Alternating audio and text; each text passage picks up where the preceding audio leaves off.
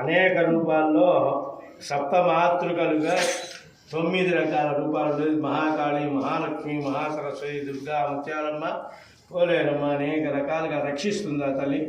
అట్లాంటి తల్లి యదువంశంలో ఆడపడుచుగా పుట్టిన తల్లికి ఈ ఆషాఢ మాసం ఆఖరి ఆదివారం అమ్మవారికి శాకంబరి అలంకారం చేయడం జరిగింది. వనాల్లో ఏం దొరుకుతాయి, పూలు ఇవన్నీ దొరకవుగా. మరి ఆ తల్లిని అనుగ్రహం పొందడానికి కోరుకుంటే ఆ తల్లి ఒకటే చెప్పిందట, ఏ కాలంలో ఏవి లభిస్తాయో. ఎండాకాలం మల్లెపూలు వస్తాయి, పుష్ప పూజ చేసుకున్నాం.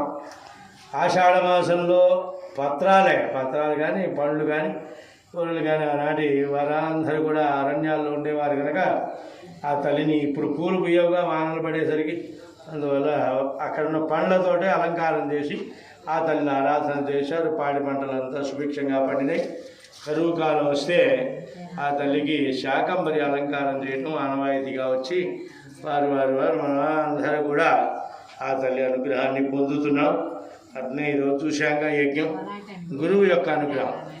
వాళ్ళు వచ్చిన వాళ్ళంతా కూడా 300 మంది ఎక్కడి నుంచో వచ్చారు. ఎప్పుడు కూడా ఆయన చిన్న వయస్సే కానీ గురుస్థానం రావాలి అంటే నారాయణమూర్తి చేతిలో ఉండేవి, కాళ్ళలో ఉండే ముద్రలు ఉండాలి. శంఖం కానీ పద్మం కానీ చక్రం ఇట్లాంటి ముద్రలు ఉన్నవాడు జీవస్వామి ఒక పీఠాది స్థానం పొందగలుగుతారు. ఆయన చిన్న స్థానమే, చిన్న పిల్లవాడే, పెద్ద వయస్సు కూడా కాదు. మేము చిన్నప్పుడు ఒక వయసులో ఉన్నప్పుడు చిన్న పిల్లగాడికి ఆడుకునేవాడు. అప్పుడే గురువుగారు చెప్పేవాడు, మీకు యోగ్యత ఉన్నది అని. వేదం పూర్తి చేసుకొని వేదం అంతా పూర్తయిన తర్వాత తిరుపతి ఆయన గారిది వాళ్ళ గురువు గారు చెప్పారు, నాన్న ఈ గురు మంత్రం తీసుకుంది ఎన్ని వేదాలు చదివినా ఒక స్థానం రాదు. అందుకోసం ఎవరు గురువు గారని అప్పుడు అడిగితే చితయ్య గారి పేరు చెప్పారు.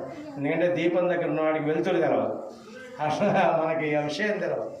వాళ్ళంతా వచ్చి ఒక 6 సంవత్సరాల క్రితమే ఇదంతా జరిగింది. వాళ్ళంతా వాళ్ళ తాతగారు పక్కన వచ్చిన ముసలయ్య గారు తీసుకొచ్చి, చితయ్య గారు ఇక్కడ వేదాద్రి ఉపాసకుల్లో ఒకరి గొప్పవాళ్ళు, వారొకరిని తెలుసు వాళ్ళకి, వచ్చి మంత్రోపదేశం ఇప్పించారు. ఆ మంత్రాన్ని మనం ఇంట్లో కూర్చొని జపమాలు తిప్పడమే టైం దొరకదు. ఆయన గారు 6 నెలలు కాశీలో ఉండి జపం చేసుకున్నారు. 1,000,000 జపం. మన ఇంట్లో ఒక 1000 చేస్తే గుళ్ళో 10,000 అవుతుంది. గుళ్ళో చేస్తే అదే క్షేత్రంలో చేస్తే 1,00,000 అవుతుంది. దివ్యక్షేత్రాలు నైమిషారణ్యం కానీ కాశీ కానీ అటు చేస్తే 1,000,000 చేస్తే 1,000,000 వంతులు లాభాన్ని స్థితిని ఇస్తుంది. ఇప్పుడు అదే స్థితిగా ఇప్పుడు అందరూ ఎందుకు కూర్చున్నారంటే ఆయనకి ఆ స్థానం వచ్చింది. భగవంతుడి దయ పలికిందల్లా తప్పకుండా అవుతుంది. వాళ్ళ ఊరి వాళ్ళంతా వచ్చారు. ఎక్కడ యజ్ఞం జరిగినా తాతగారితో సహా కిందనే కూర్చుంటారు. ఆయనతోటి ఎవరు కూర్చోరు. అట్లా ఆ స్థానం అట్లా గొప్ప స్థానం. అట్లని గర్వం కాదు, ఆయన స్థానం అది.